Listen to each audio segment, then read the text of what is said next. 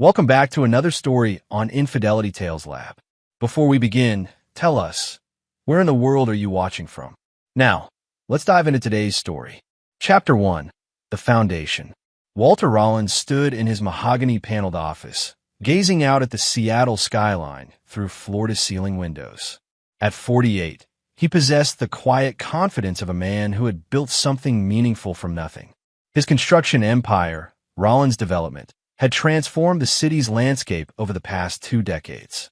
Unlike his flashier competitors, Walter preferred substance over showmanship. "Mr. Rollins?" His assistant's voice crackled through the intercom. "Your wife called. She wants to know if you've made the resort reservations yet." Walter's jaw tightened slightly. Paige Rollins had been increasingly demanding lately, treating their 20-year marriage more like a business arrangement than a partnership. At 44, she maintained her beauty through expensive treatments and designer clothes, but her warmth had long since cooled into calculating ambition. The transformation hadn't happened overnight. When they'd met at University of Washington, Paige Krause had been a psychology major with dreams of helping children. Walter, studying civil engineering, had fallen for her compassionate nature. But somewhere between his first million and his 10th, she'd changed. The woman who once packed bag lunches for his construction crews now wouldn't be caught dead at a job site. Their children reflected this shift. Megan, now 22, had inherited her mother's sense of entitlement without any of her early charm. A recent graduate from an expensive private college, she seemed to view her father as nothing more than a walking ATM.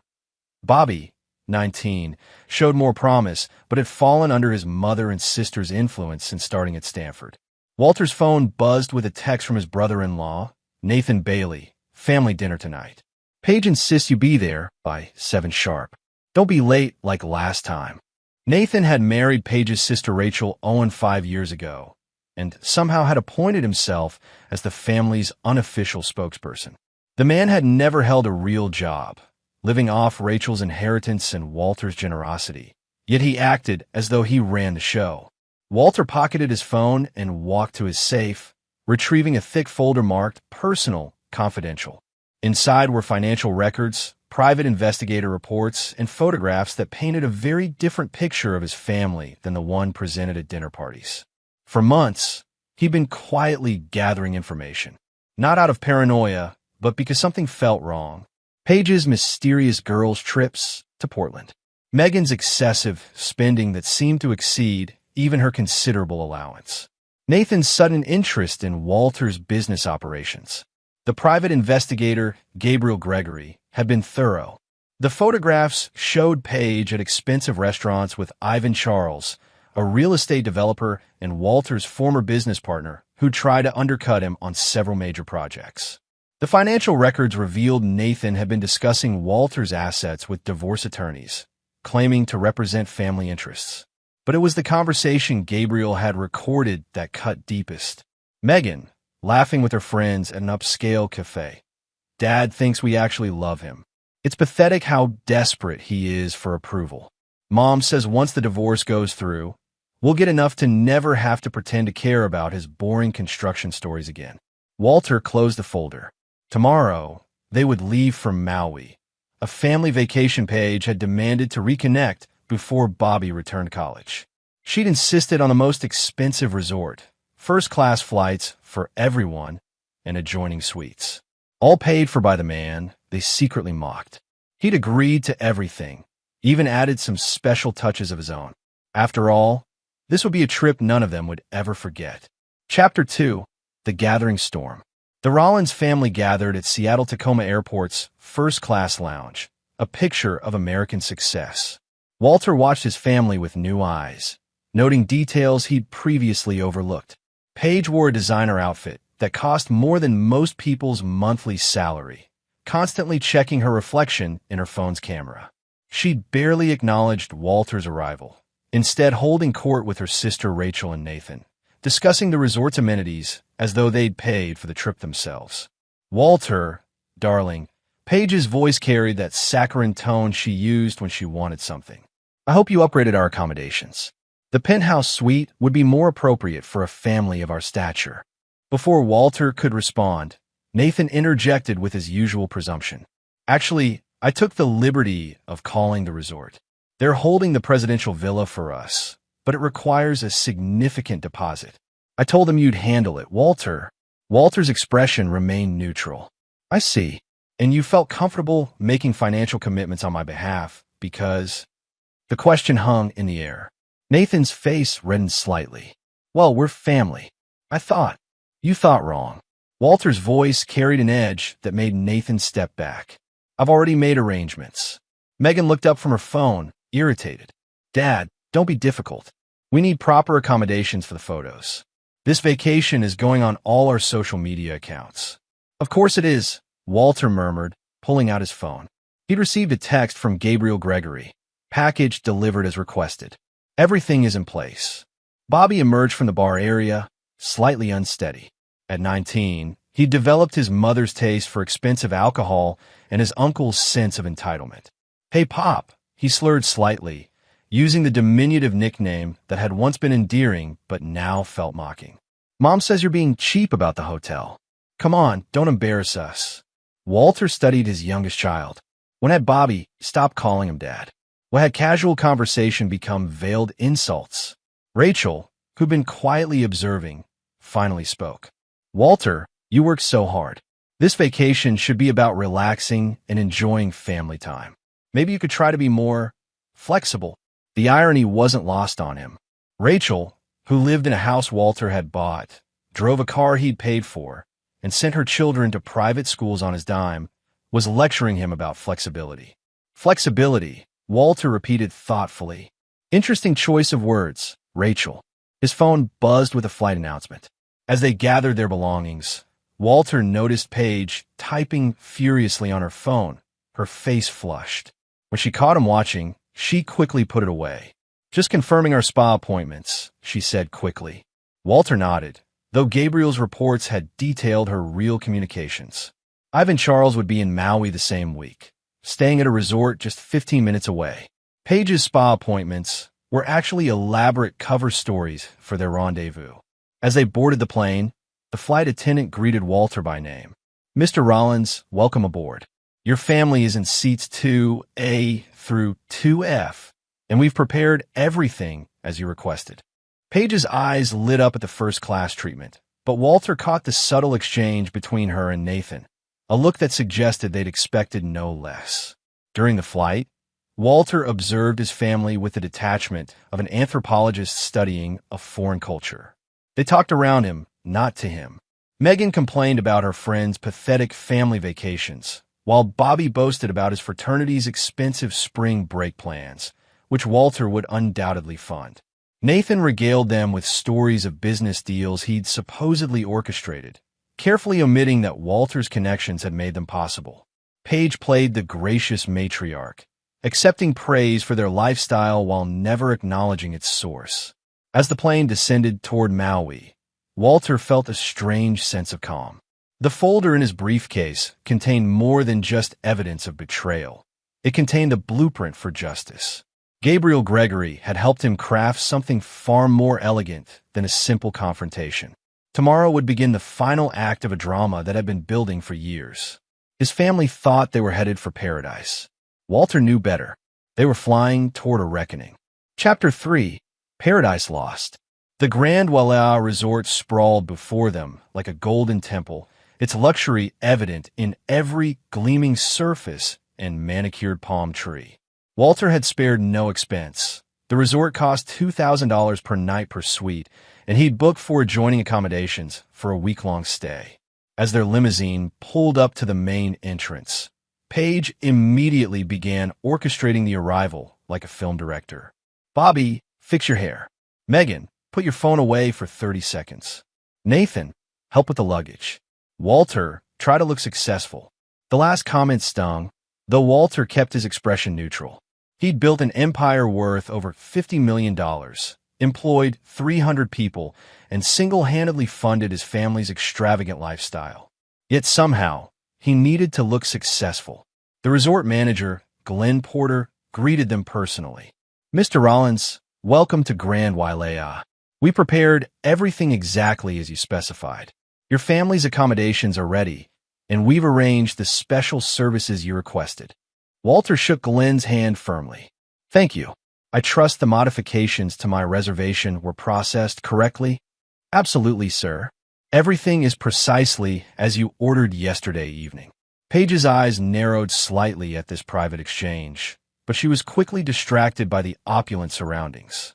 The resort's lobby featured marble floors, cascading waterfalls, and art worth millions of dollars. It was exactly the kind of conspicuous luxury that impressed his family. As they approached the check-in desk, Paige took charge. We'll need 4 adjoining suites, presidential level, of course. My husband can handle the financial arrangements. The desk clerk, a polite young woman named Dee, smiled professionally. Of course, Mrs. Rollins. Mr. Rollins called yesterday with some modifications to your arrangements. Let me pull up your reservations. Walter watched his family's faces as Dee explained their accommodations. The children seemed satisfied. Nathan appeared appropriately impressed, and Paige glowed with the kind of pride that came from displaying wealth she hadn't earned. After settling into their rooms, the family gathered for dinner at the resort's most expensive restaurant. The private dining room overlooked the ocean, and the sommelier had selected wines that cost more per bottle than most people's weekly salary. It was during the second course that the conversation took its predictable turn. Dad, Megan began, her voice carrying that patronizing tone she perfected. We need to talk about the photos for this trip. I mean, you understand this is going to be all over our social media, right? Our friends are watching. I see, Walter replied carefully. And what concerns you about photos? Bobby laughed, slightly drunk from the expensive wine. Come on, Pop. You know what she means. You're not exactly photogenic. Maybe you could just take the photos instead of being in them. Paige nodded approvingly. The children have a point, Walter. You tend to look rather stern in pictures. Perhaps it would be better if you handled the camera work. You're quite good with technical things. Nathan leaned forward conspiratorially. Besides, Walter, this is really about the kids and their memories. You'll have plenty of other opportunities for photos. The conversation continued, each family member adding their perspective on why Walter should remain behind the camera rather than in front of it. They discussed his appearance, his tendency to ruin the mood with his serious demeanor, and his general inability to contribute to the fun, relaxed atmosphere they wanted to project. Walter listened in silence, occasionally nodding or asking clarifying questions. His family interpreted this as agreement, but he was actually memorizing every word for future reference. After dinner, as they prepared to return to their rooms, Paige made her final announcement. Tomorrow we start the real vacation. Walter, I think it would be best if you just stayed in your room when we're doing family activities. You can handle any business calls or whatever it is you do. We'll take it from here. Megan nodded enthusiastically. Exactly. You just ruined the family photos anyway, Dad. It's better for everyone this way. Walter looked around the table at his wife and children.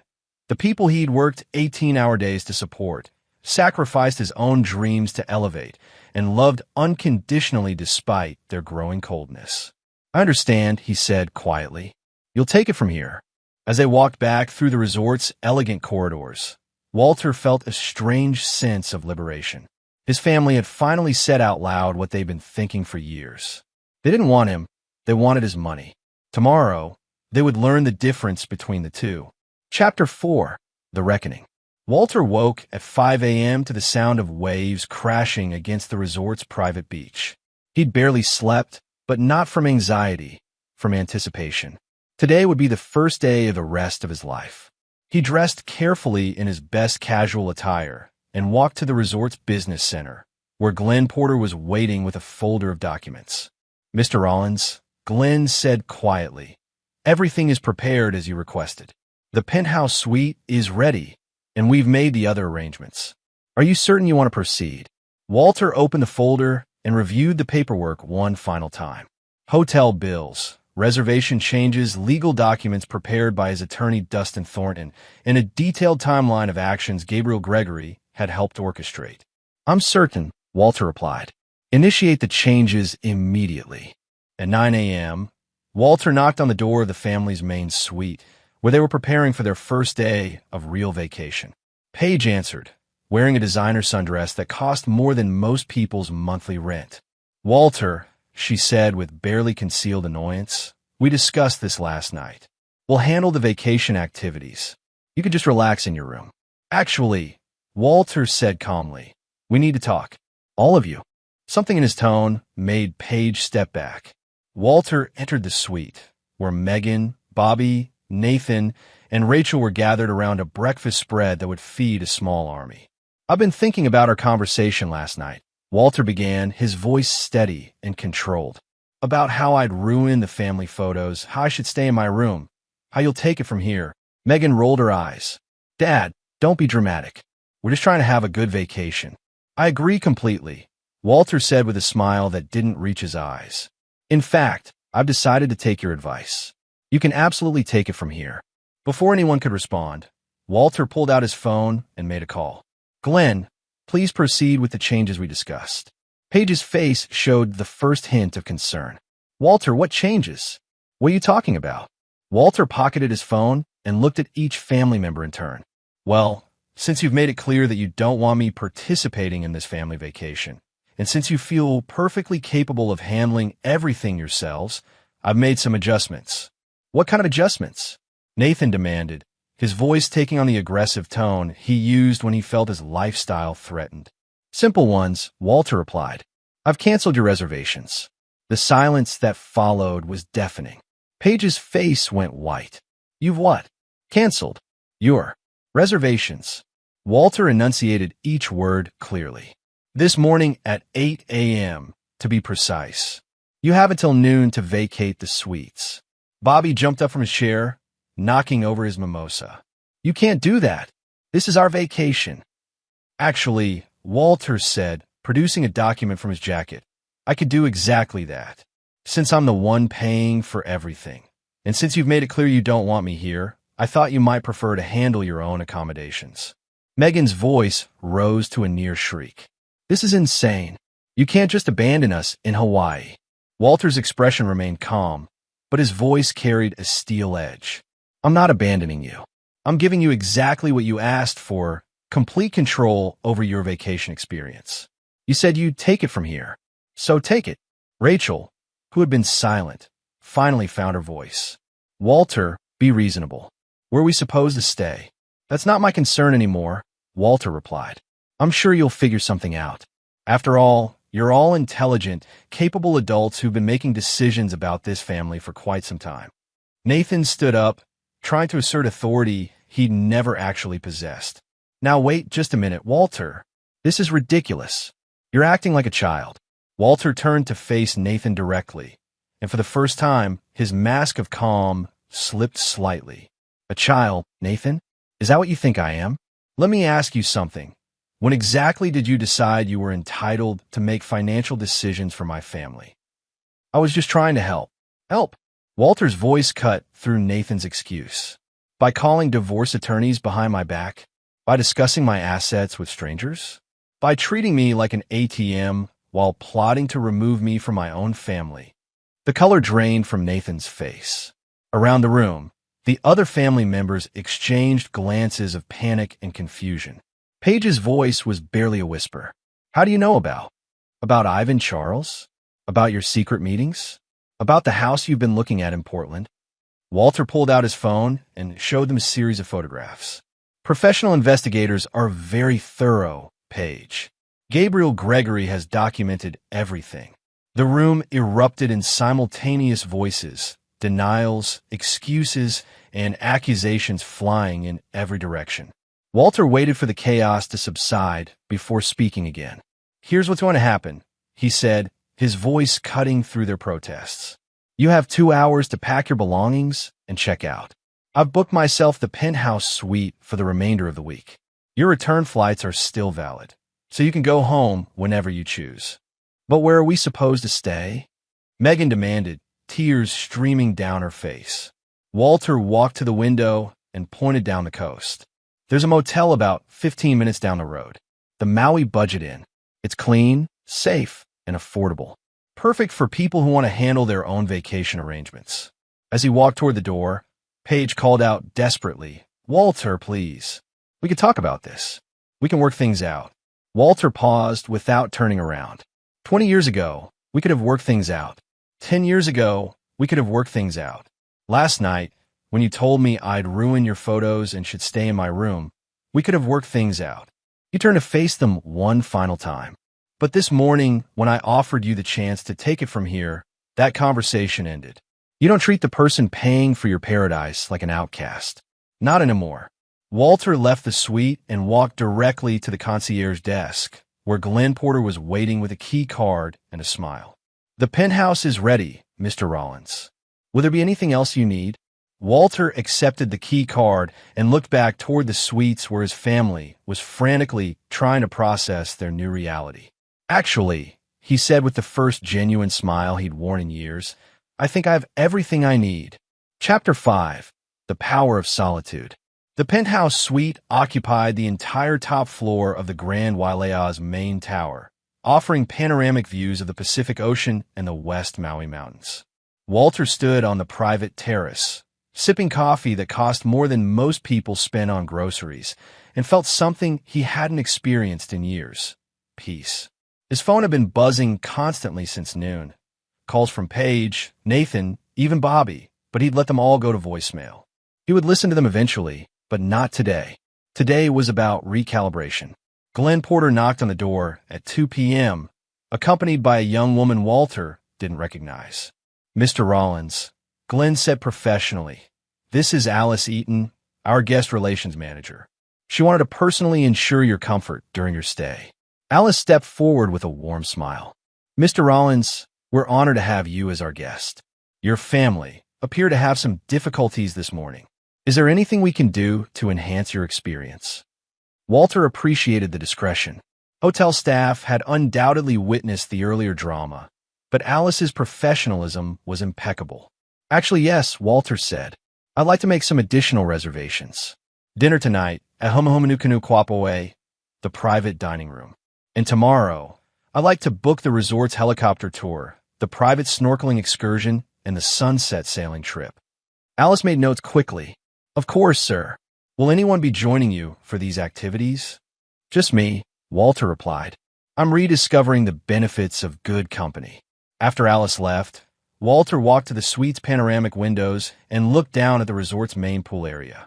He could see his family gathered around a table in the shade, their body language speaking volumes. Paige was on her phone, probably calling lawyers or Ivan Charles. Nathan was pacing, gesticulating wildly as he spoke to Rachel. Megan and Bobby sat slumped in their chairs, looking like children who'd just learned that Santa Claus wasn't real. Walter's phone rang. This time he answered. Mr. Rollins? The voice belonged to Dustin Thornton, his attorney. I received your message this morning. Are you ready to proceed with the documents we prepared? Yes, Walter said without hesitation. File everything. The divorce papers, the restraining order for Nathan's harassment, and the trust fund modifications for the children. And the business restructuring? Walter had spent months with Dustin, carefully crafting a legal strategy that would protect his assets while ensuring his family couldn't continue exploiting his generosity. The trust funds for Megan and Bobby would provide modest but reasonable support, enough for basic living expenses, but nowhere near the luxury they'd grown accustomed to. Proceed with all of it, Walter confirmed. How long until they're served? The process server is already en route to your hotel. They'll have the papers within the hour. After hanging up, Walter called his brother Randy Adams, who lived in Oregon and had watched the family dynamics with growing concern over the years. Walter, Randy's voice was warm but worried. I heard you were in Maui. How's the family vacation? Educational, Walter replied dryly. Randy, I need you to do something for me. Call Mom and Dad. Let them know what's happening before they hear it from Paige. Explain that I've finally reached my limit. Randy was quiet for a moment. Jesus, Walter. What did they do? Walter gave his brother a condensed version of the morning's events, focusing on the years of disrespect that had culminated in being told he'd ruin family photos. About damn time, Randy said firmly. Mom and Dad have been worried about how they treat you. Hell, we all have. You've been too generous for too long. I thought I was being a good provider. You were being a good doormat, Randy replied gently. There's a difference. You sure you're okay handling this alone? Walter looked around the penthouse suite, then out at the pristine beach where couples walked hand in hand and families played together with genuine affection. I'm not alone, he said. For the first time in years, I have exactly the company I want mine. That evening, Walter dined alone at the resort's most exclusive restaurant. The maitre d', obviously briefed on the situation, treated him with exceptional courtesy.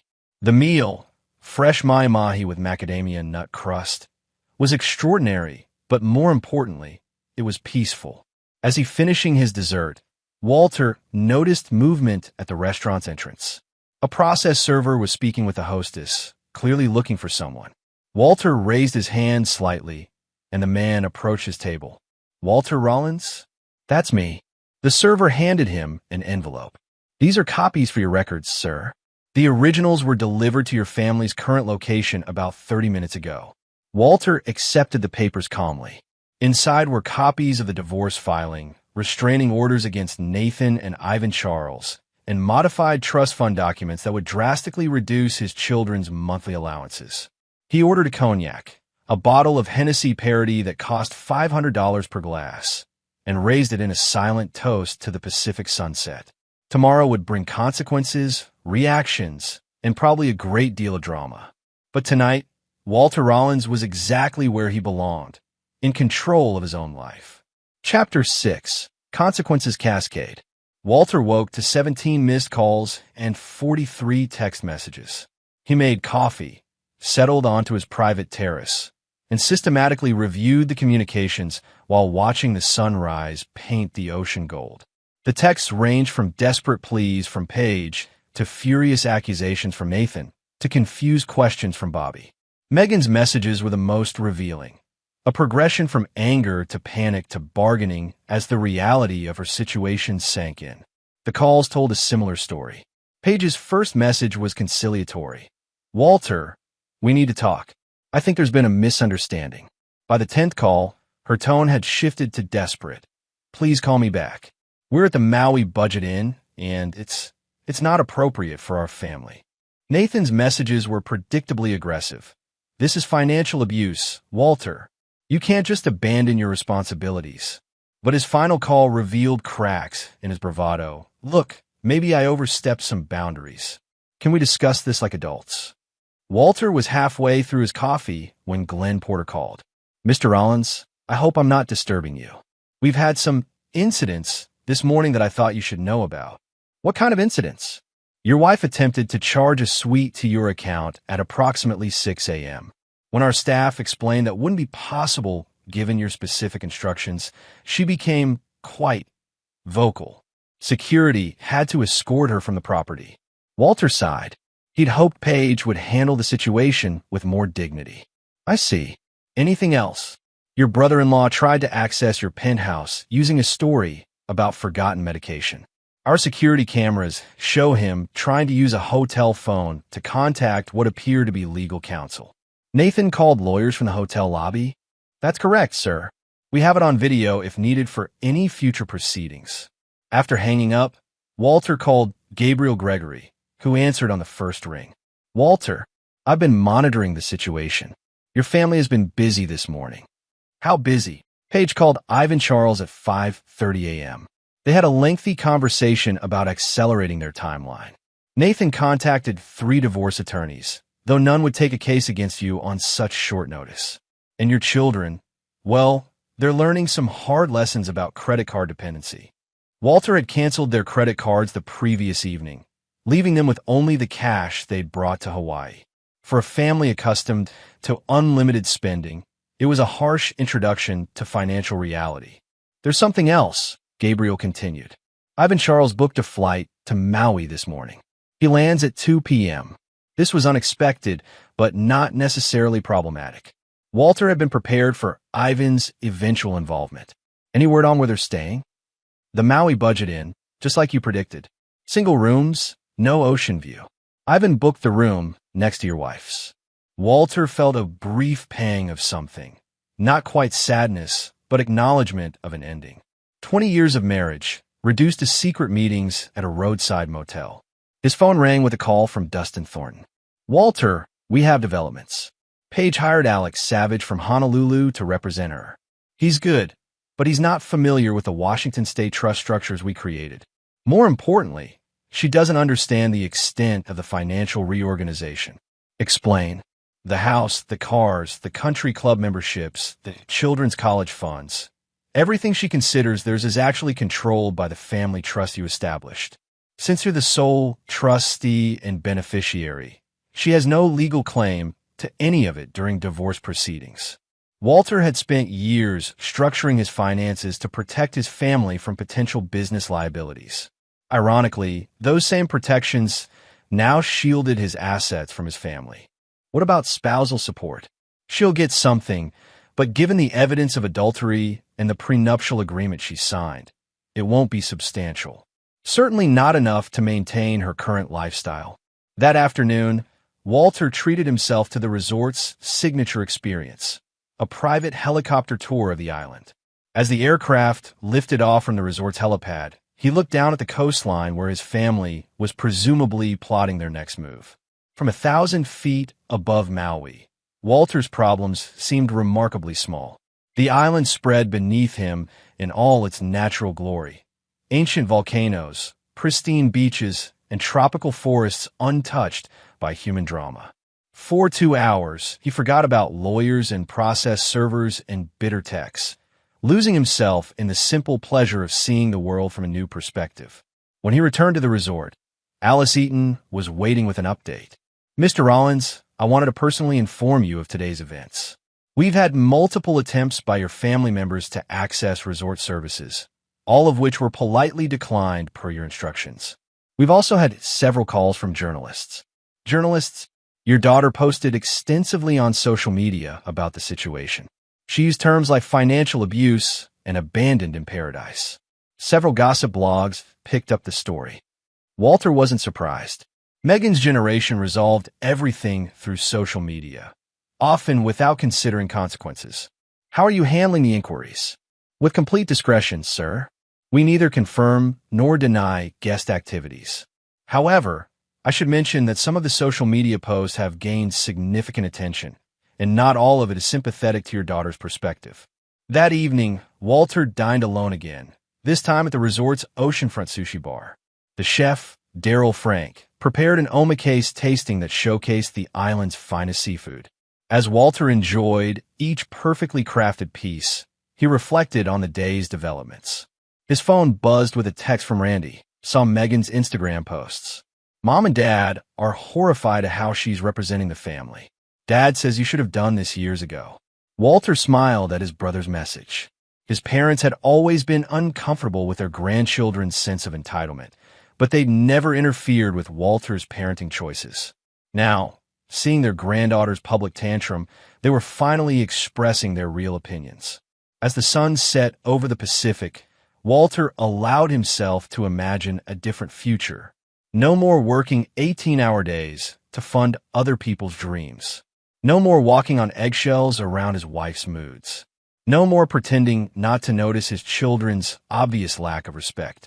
Tomorrow, Ivan Charles would arrive in Maui, and the situation would become more complex.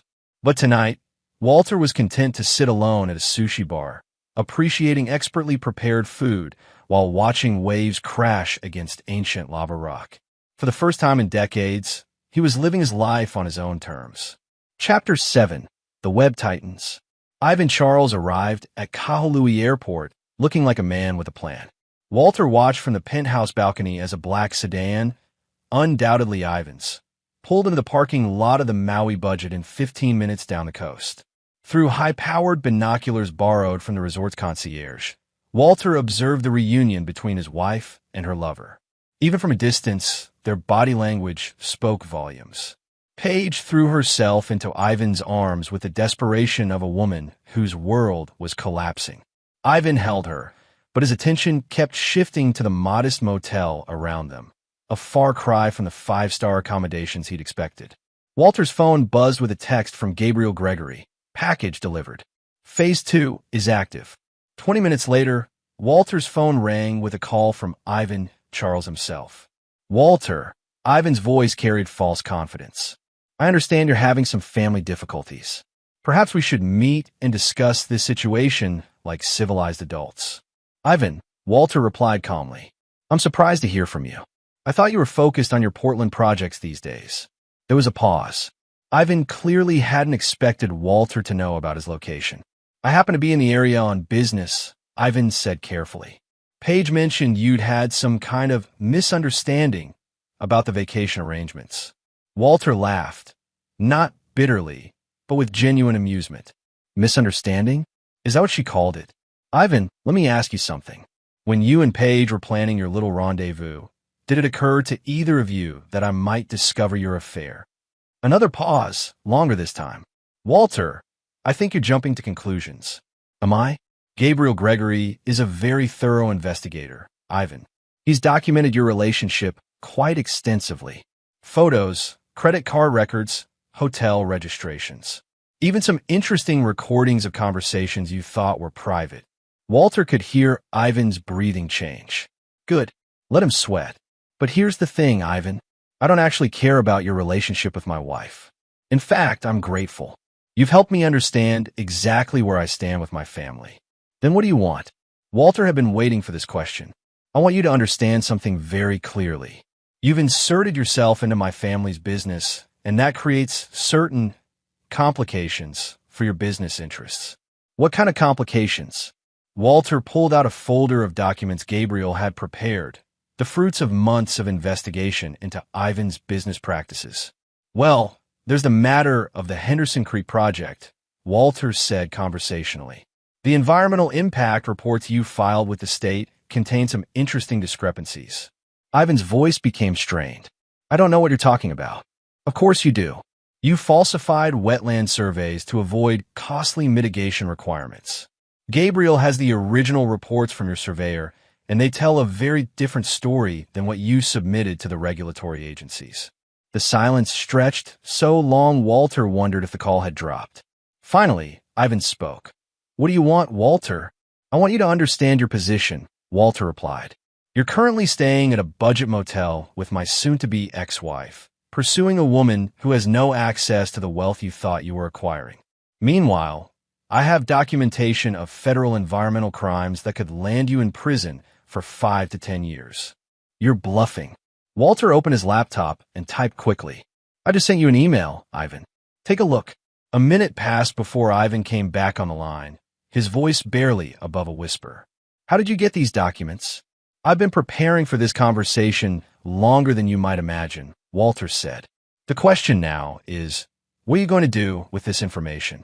What do you want from me? Walter smiled. He'd been hoping Ivan would ask that question. I want you to make a choice, Walter said. You can continue your relationship with Paige and face the full consequences of your business practices. Or you can end this affair, return to Portland, and hope I don't decide to share my information with federal environmental prosecutors. That's blackmail. No, Ivan. That's a consequence. You made choices, both personal and professional, and now you get to live with the results. After hanging up, Walter called room service and ordered a bottle of his favorite wine. Through the penthouse windows, he could see storm clouds gathering over the ocean. Tomorrow would bring rain to paradise, which seemed appropriate. His phone rang with a call from Paige. Walter, please, she began, her voice breaking. I haven't explained your conversation. This has gone far enough. Can we please just talk? About what, Paige? About saving our marriage. About working through this. About you continuing to live in my house, drive my cars, and spend my money while sleeping with another man? Paige was crying now. It wasn't supposed to happen this way. Ivan said, he said you'd be reasonable, that we could work out some kind of arrangement. Walter closed his eyes, remembering the woman he'd married 20 years ago, the psychology student who wanted to help children, the woman who used to pack his lunch and kiss him goodbye every morning. Paige, he said gently, what happened to us? I don't know, she whispered. I don't know when everything changed. I do, Walter replied. It changed when you decided I was just a source of income instead of a partner. When you stopped seeing me as a person and started seeing me as a provider. That's not true. Last night, you told me I'd ruin your family photos. Your family photos, Paige. Not our family photos. That's when I understood exactly how you see me. The silence stretched between them, filled with 20 years of memories and regrets. Is there any way back from this? Paige finally asked. Walter looked around the penthouse suite, then out at the storm clouds building over the Pacific. No, he said simply. There isn't. After ending the call, Walter poured wine and walked onto the private terrace. Lightning flickered in the distance, and the first drops of rain began to fall on the island paradise. Tomorrow would bring the final confrontation. Tonight, he would watch the storm and plan his endgame. Chapter 8. The Final Gambit. The storm had passed by morning, leaving the island washed clean and gleaming under brilliant sunshine. Walter woke early and called a meeting he'd been planning since his arrival in Maui. At 10 a.m., the Penthouse Suites conference room hosted an unusual gathering. Glenn Porter represented the resort management. Dustin Thornton had flown in from Seattle overnight.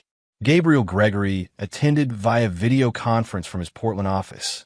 And Alex Savage, Paige's hastily hired attorney, sat uncomfortably at the polished table. Gentlemen, Walter began, thank you for accommodating this meeting on short notice. I believe we can resolve several outstanding issues this morning. Alex Savage shifted nervously. He'd clearly expected a different kind of negotiation. Mr. Rollins, Alex began, my client is prepared to discuss reasonable terms for reconciliation. Walter held up a hand. There will be no reconciliation, Mr. Savage. This meeting is about consequences and clarity. He opened a folder and distributed identical packets to everyone present. These documents detail the financial reality of my family situation, Walter continued. As you'll see, Mrs. Rollins has no legal claim to any assets she considers hers. The house, cars, club memberships, and investment accounts are all held in trust structures that protect them from divorce proceedings. Alex Savage flipped through the papers, his face growing pale. These structures are ironclad. How long have you been planning this? Since the day I married her, Walter replied. I established these trusts to protect my family from potential business liabilities. I never imagined I'd need protection from the family itself. Dustin Thornton leaned forward. The prenuptial agreement your client signed specifically addresses adultery. Given the documented evidence of her relationship with Ivan Charles, spousal support will be minimal. What about the children? Alex asked desperately. Walter's expression softened slightly. Megan and Bobby will receive modified trust fund distributions, enough for basic living expenses, tuition, and reasonable accommodations. But their days of unlimited spending are over. Glenn Porter spoke for the first time. Mr. Rollins has also asked me to share information about recent events at our resort. Alex Savage looked confused. What events? Glenn produced a tablet showing security footage. Yesterday afternoon, your client and her companion attempted to use fraudulent credit cards to secure accommodations. When that failed, they created a public disturbance that required security intervention. Walter watched Alex Savage's face crumble as he realized his client had lied about several key facts. There's more. Gabriel Gregory's voice came through the video conference. Ivan Charles has decided to end his relationship with Mrs. Rollins. He returned to Portland this morning. The room fell silent. Walter had known Ivan would fold under pressure, but the speed of his departure was impressive even by coward standards. Where does this leave us? Alex asked weakly. Walter stood and walked to the floor-to-ceiling windows overlooking the resort grounds. Below, he could see his children sitting by the pool. Not the luxury pools of the Grand Wailea, but the small, basic pool at the budget invisible in the distance. It leaves you with a choice, Walter said without turning around. Your client can accept the divorce terms as presented, or she can fight a legal battle she cannot win while hemorrhaging money she doesn't have. And if she accepts, then she receives reasonable spousal support, keeps her jewelry and personal belongings, and maintains a modest lifestyle. The children complete their education with appropriate funding, and everyone moves forward with dignity.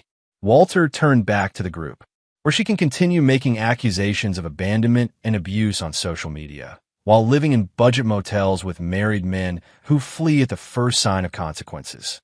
Alex Savage closed his folder. I need to discuss this with my client. Of course, Walter agreed. You have until 5 p.m. today. After that, the offer expires, and we proceed with full litigation. After the others left, Walter remained alone in the conference room, looking out at the Pacific Ocean. His phone buzzed with a text from Randy. Mom called. She's proud of you for finally standing up for yourself.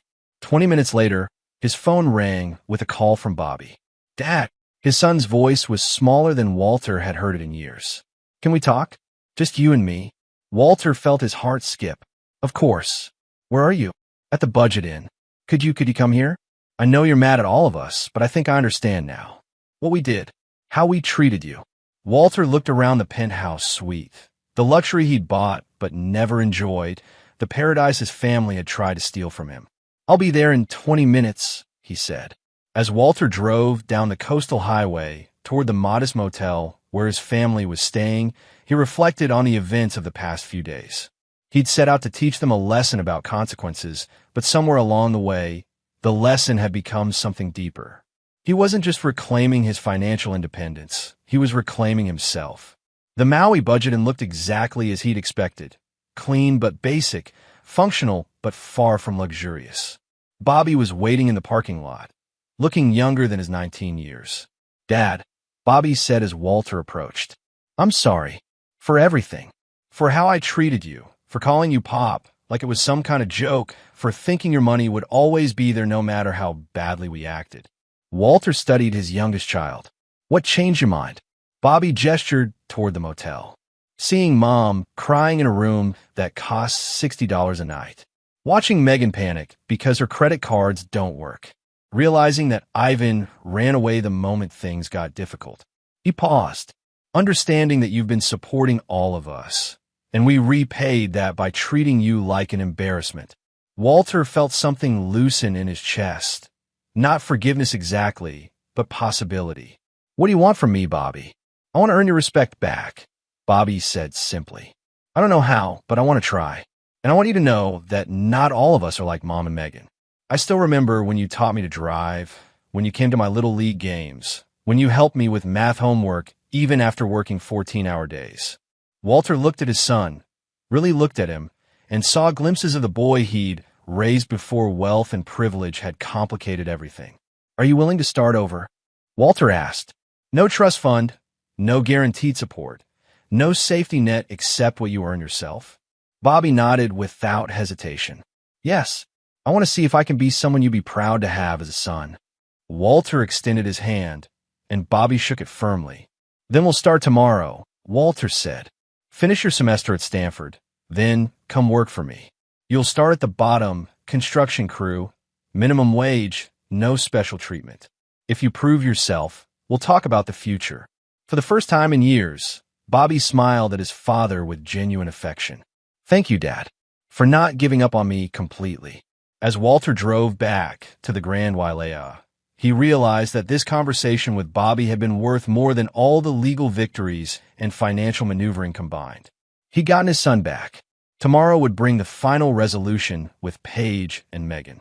But tonight, he had reason to hope that something good might emerge from the wreckage of his family. Chapter 9. New Beginnings. The sun was setting over Maui as Walter sat in the penthouse suite's living room, reviewing the signed divorce agreement. Paige had accepted the terms without further negotiation. Perhaps Alex Savage had explained the futility of fighting, or perhaps she'd finally realized the depth of her predicament. The settlement was fair, but not generous. Modest spousal support for 5 years, enough to maintain a middle-class lifestyle, but nothing approaching the luxury she'd grown accustomed to. Megan would receive a reduced trust fund distribution sufficient for basic living expenses and completion of her education, contingent on maintaining employment or academic progress. Bobby's fund would continue as originally structured, but only after he demonstrated genuine commitment to rebuilding their relationship. A knock at the door interrupted Walter's review. He opened it to find Megan standing in the hallway, looking nothing like the entitled young woman who'd told him he'd ruined family photos just 5 days earlier.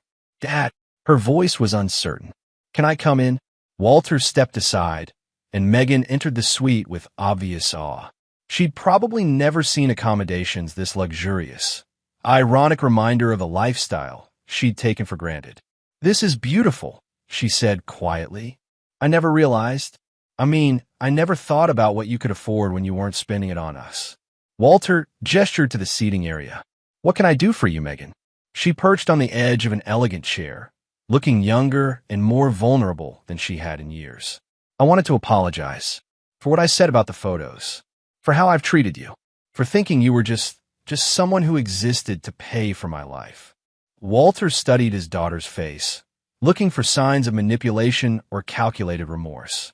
What he saw instead was genuine shame and confusion. "I talked to Bobby," Megan continued. "He told me about your conversation, about starting over. I was wondering, is it too late for me too?" "That depends," Walter replied. "What are you willing to do to earn back my trust?" Megan took a shaky breath. "Whatever it takes. I graduated with a business degree, but I've never actually worked. I've been living off your money and acting like I earned it. That stops now." She pulled out her phone and showed Walter the screen. "I deleted all the social media posts about this trip, the ones where I called you abusive and cruel. I posted an apology explaining that I was wrong, that I acted like a spoiled brat, and that you were teaching me a lesson I desperately needed to learn." Walter raised an eyebrow. Public accountability was not something he'd expected from Megan. "I also called Uncle Randy," she continued. "I asked if he knew of any entry-level jobs in his company. I told him I wanted to start at the bottom and work my way up without using your name or connections." Walter felt a flicker of hope. Randy's construction supply company was known for its demanding work environment and merit-based advancement. "And I called Grandma and Grandpa," Megan said, her voice breaking slightly. "I apologized for embarrassing the family name and promised to do better." Walter's parents had raised him with strong values about work, respect, and family loyalty. Their opinion mattered to him more than he'd admitted. "What did they say?" "Grandpa said I'd been acting like a spoiled little princess who forgot where her bread was buttered," Megan replied with a rueful smile. "Grandma was gentler, but she said I needed to find my way back to the girl they raised me to be." They sat in silence for several minutes, watching the sunset paint the ocean in shades of gold and crimson. Finally, Walter spoke. "Your trust fund will be restructured," he said. "You'll receive a modest monthly allowance, enough to cover basic expenses while you establish yourself professionally. Additional distributions will be based on demonstrated responsibility and independence." Megan nodded eagerly. "I understand, and I accept that. I want to learn how to take care of myself." "There's one more thing," Walter said. "Your mother is struggling to understand how she ended up in this situation. She's going to need support as she adjusts to her new circumstances. Despite everything that's happened, she's still your mother." Megan's expression sobered. "I know. Bobby and I talked about that too.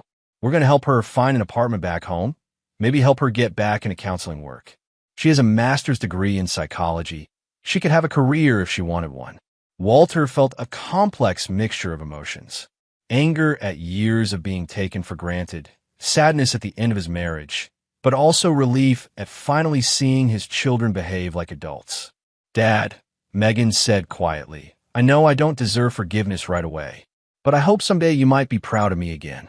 Walter looked at his daughter, really looked at her, and saw past the entitled young woman to the little girl who used to bring him dandelions and demand bedtime stories. "I never stopped being proud of you, Megan," he said. "I was just disappointed in the choices you were making.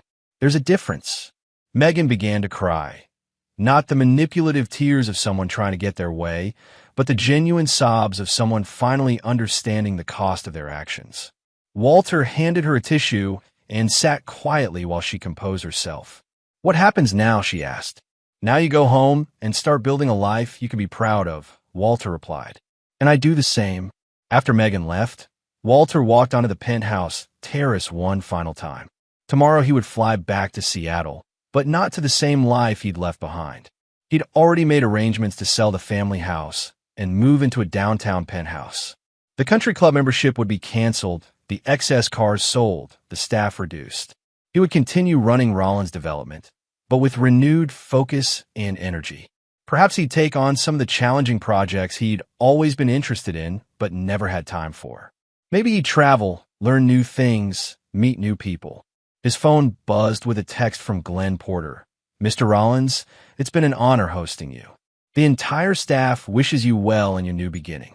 Walter smiled and typed back, "Thank you for everything, Glenn. This week has been exactly what I needed." As he packed his belongings, Walter reflected on the events of the past 5 days.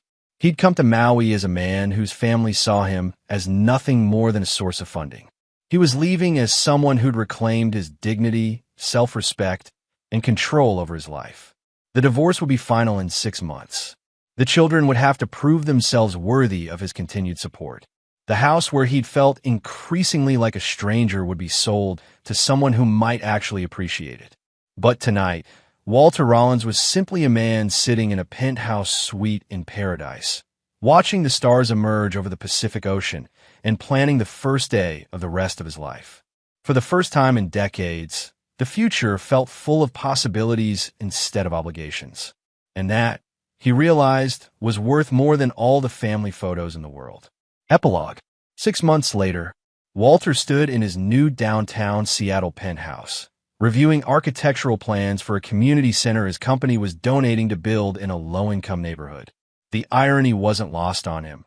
He was giving away more money than ever, but to people who truly needed it rather than those who simply expected it. Bobby worked construction during the day and attended night classes in business management, earning both his father's respect and his own self-confidence. Megan had started as a receptionist at Randy's company and worked her way up to assistant project manager, discovering she had inherited her father's head for business.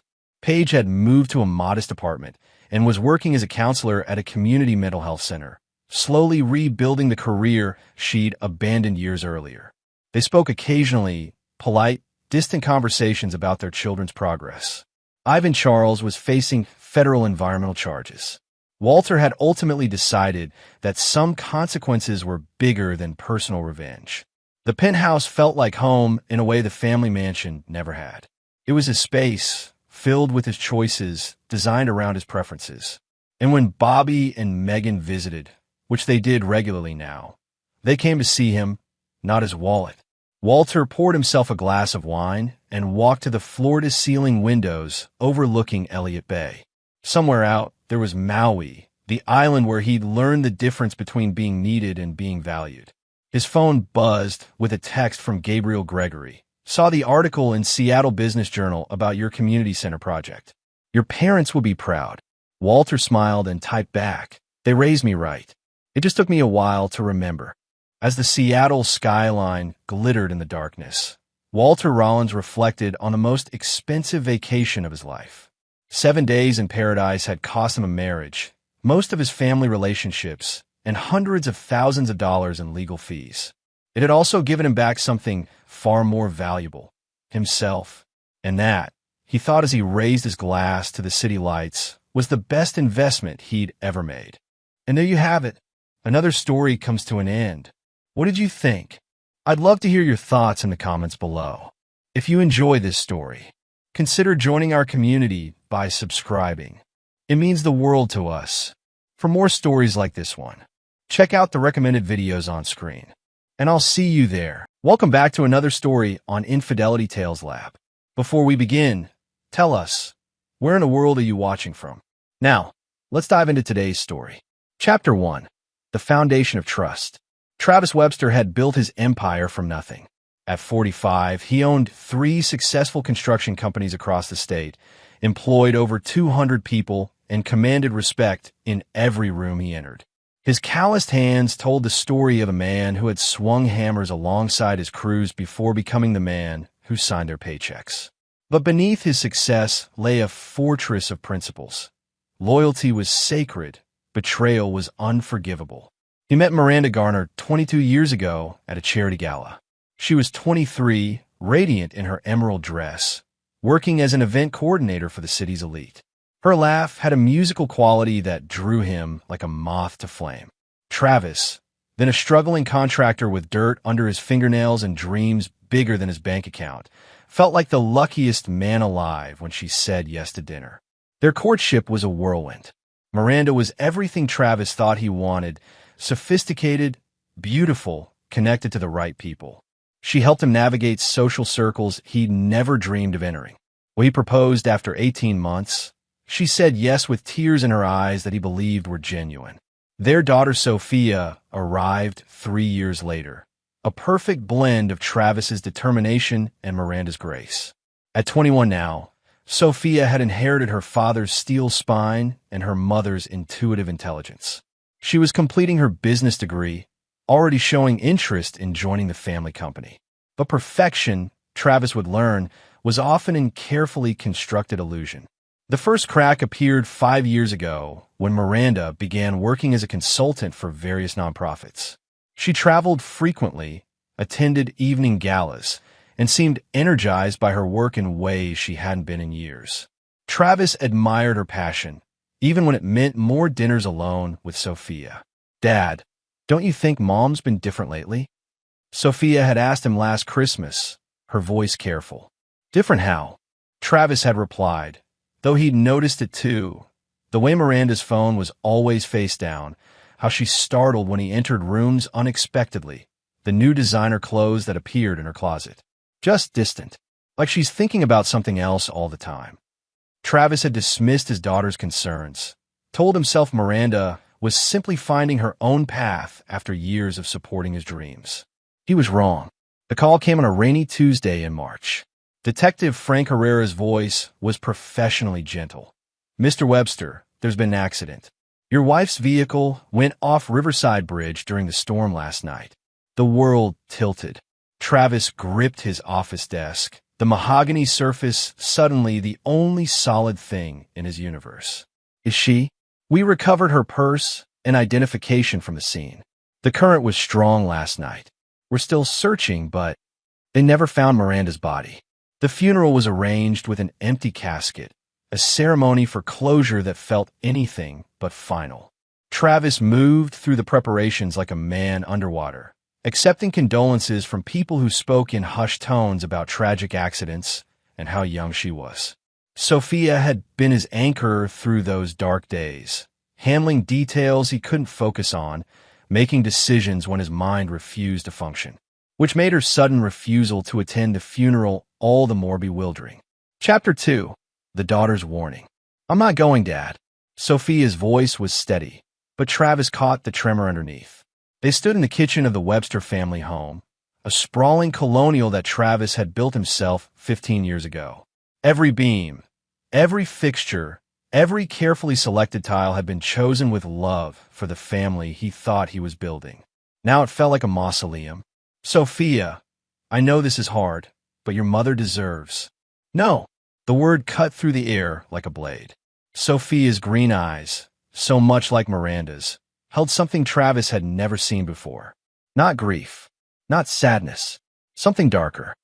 "I won't be there, and neither should you." Travis set down his coffee cup, studying his daughter's face. She wore a black dress appropriate for mourning, but her expression was all wrong. There was no sorrow, no loss. Instead, there was a cold fury that reminded him uncomfortably of himself.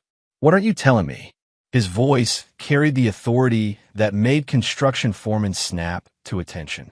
Sophia looked away, her jaw tight. "Just stay home. Trust me on this." "Trust you?" "My wife is dead, Sophia. Whatever issues you had with your mother, this isn't the time. She's not worth your tears." The words hung between them like a physical presence. Travis felt something crack inside his chest. "That's enough. I don't know what's gotten into you, but I won't have you speak about your mother like that. Not today." Sophia's laugh was bitter, a sound that belonged on someone much older. "You still don't see it, do you? Even now, you're still protecting her." Protecting her from what? But Sophia was already moving toward the door, her heels clicking against the hardwood Travis had installed when she was 6 years old. She paused in the doorway, not turning around. "Don't go to the funeral, Dad. If you love yourself at all, stay here. And if someone comes to the door," her voice dropped to almost a whisper, "don't open it. Look through the peephole first." She left him standing in the kitchen, surrounded by 22 years of memories that suddenly felt like lies. The funeral was scheduled for 2 o'clock. At 1:30, Travis sat in his study, staring at the wall of awards and photographs that documented his rise from nothing to everything. Pictures of groundbreaking ceremonies, ribbon cuttings, family vacations that seemed like scenes from someone else's life. His phone buzzed constantly. Colleagues, friends, business associates offering condolences he couldn't bear to acknowledge. The funeral home had called twice to confirm details. Father Alexander from St. Mary's had left a voicemail about the service. Travis made his decision at 1:45. He would honor his wife's memory, regardless of whatever strange mood had possessed his daughter. He pulled on his black suit, the one Miranda had helped him choose for their 10th anniversary dinner. He was reaching for his keys when the doorbell rang. Chapter 3. The moment everything changed. The sound froze Travis mid-step. Through the front windows, he could see cars still parked in neighbors' driveways, children playing in yards, the world continuing its normal rhythm while his had stopped entirely. The funeral would be starting in 10 minutes. Who would come to his door now? Sophia's words echoed in his mind. Look through the peephole first. Travis approached the front door with the caution of a man who'd spent years on construction sites, always alert for danger. The peephole was a small circle of distorted glass, but what he saw through it made his blood turn to ice. Miranda stood on his porch. Not a ghost, not a hallucination brought on by grief. His wife, very much alive, wearing the blue sundress he'd bought her for their anniversary last year. Her hair was shorter, styled differently, but it was unmistakably her. She was checking her phone, glancing around nervously, very much the behavior of a living, breathing woman. Behind her, partially hidden by the porch column, stood Kyle Casey. Travis knew Kyle from the country club, a smooth-talking financial advisor who'd made a fortune managing money for wealthy widows and divorced socialites.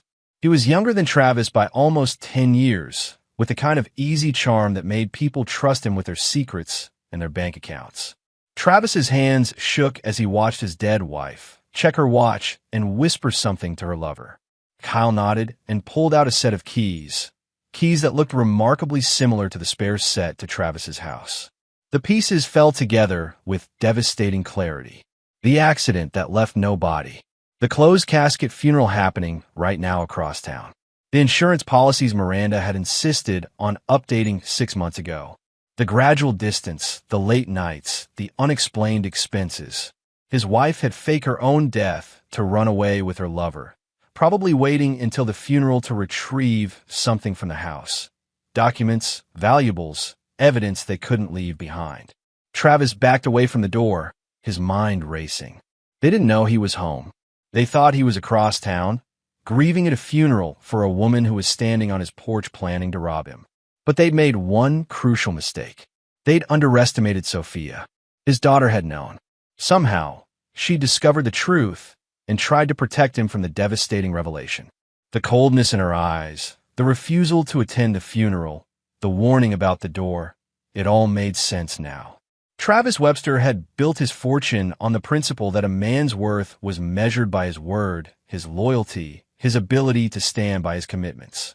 He believed in the sanctity of marriage, the bond of family, the trust between partners who'd sworn to love each other until death. Miranda and Kyle had just shown him how naive that belief made him. But they'd also made a fatal error in judgment.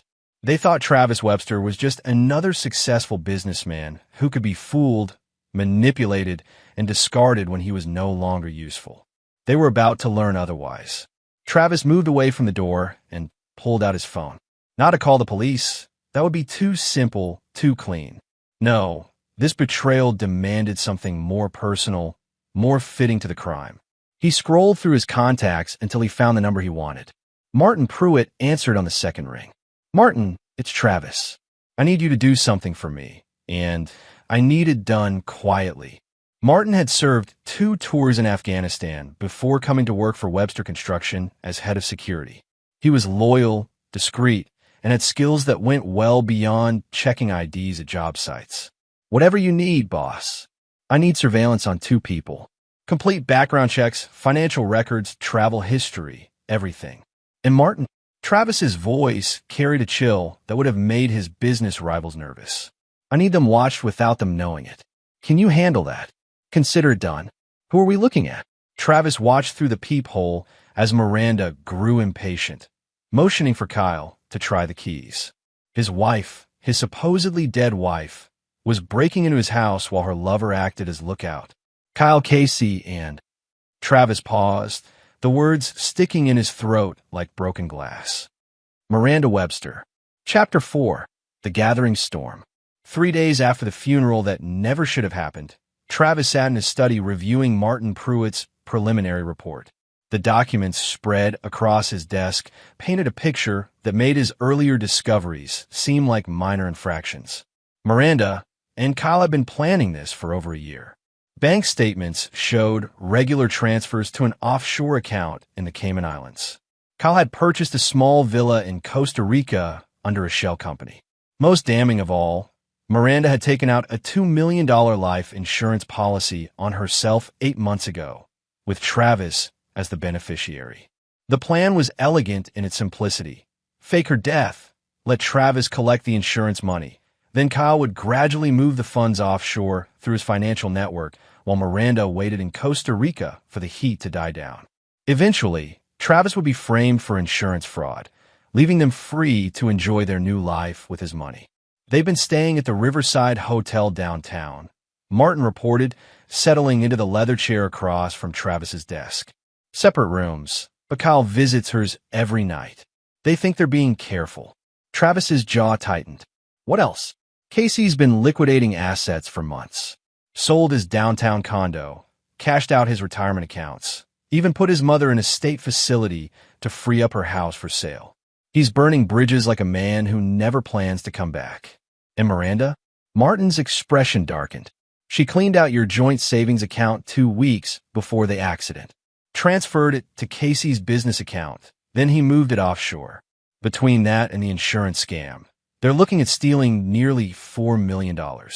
Travis stood and walked to the window overlooking the garden Miranda had insisted on planting 3 years ago.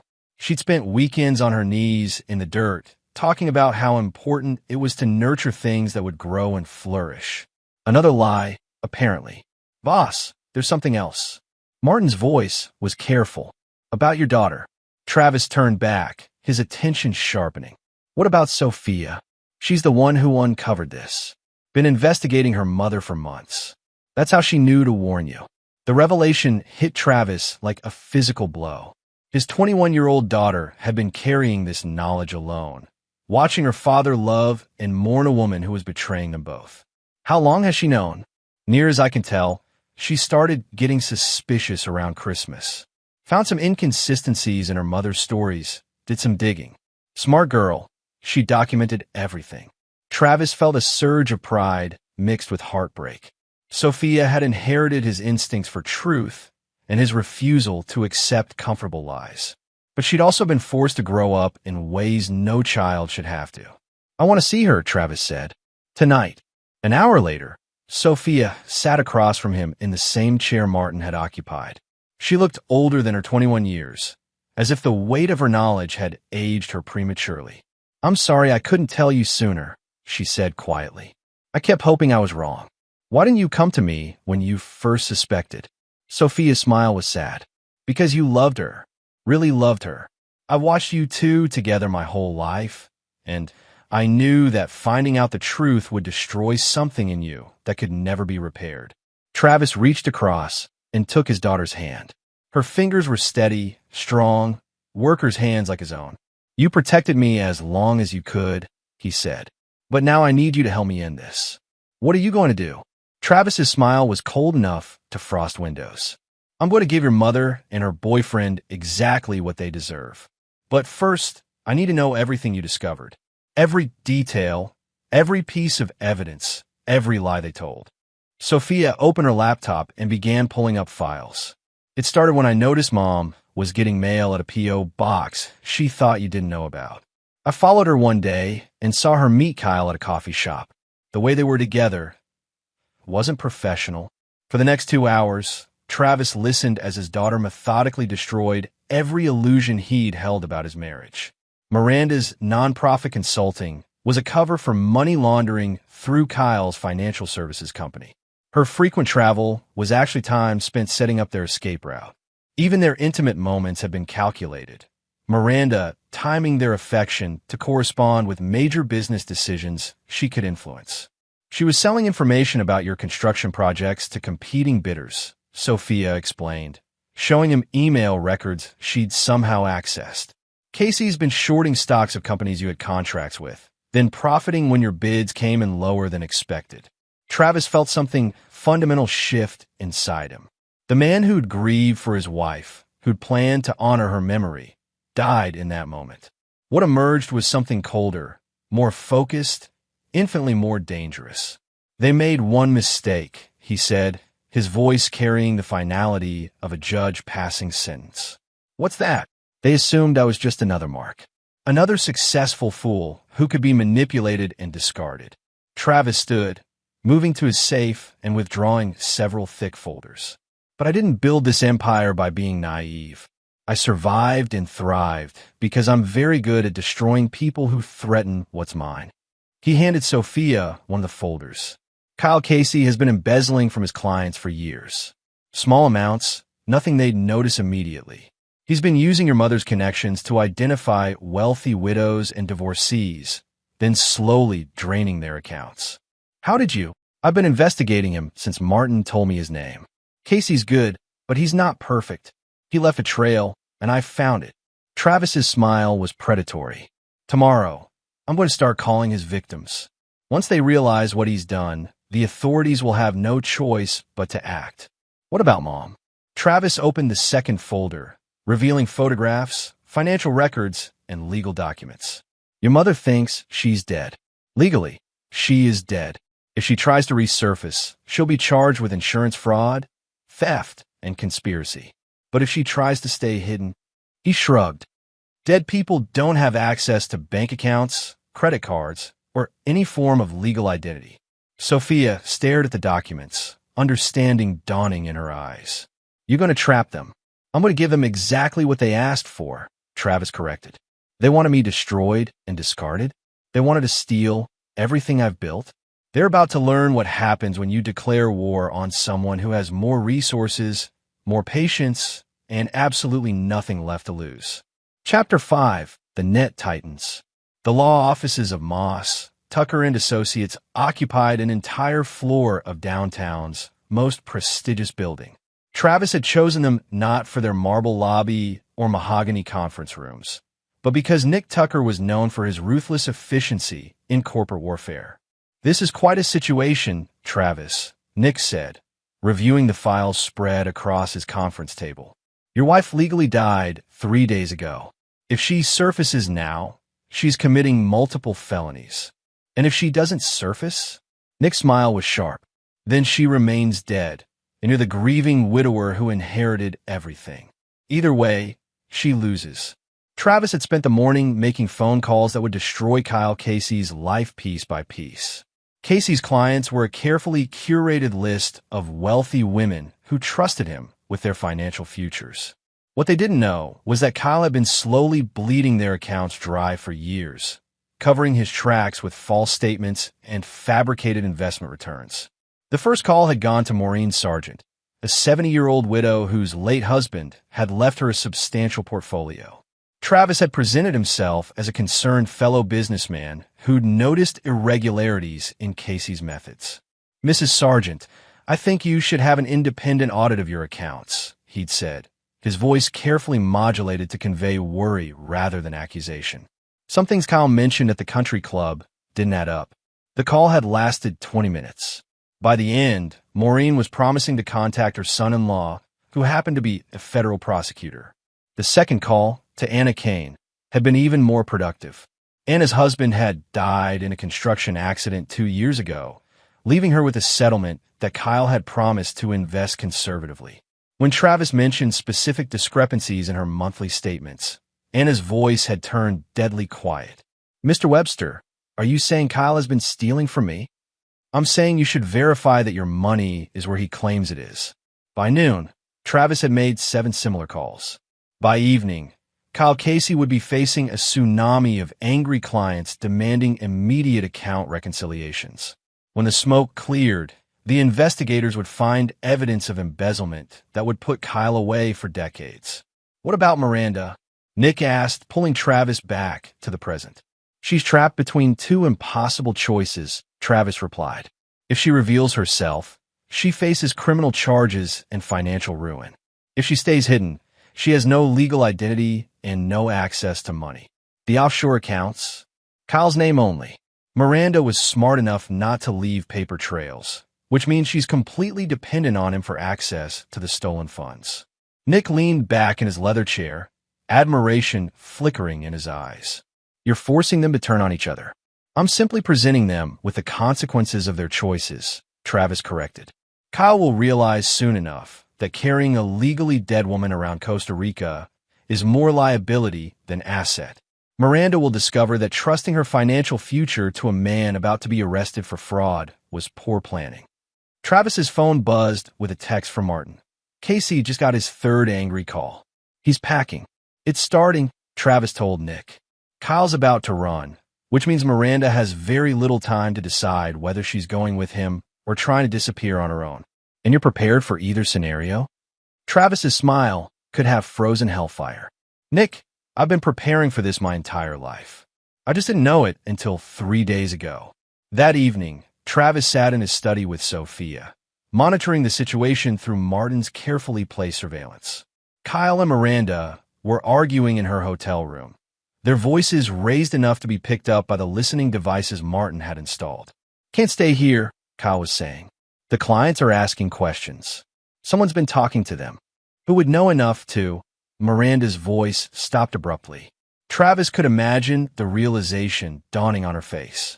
There was only one person with access to Kyle's client list and detailed knowledge of his methods. Her supposedly grieving husband.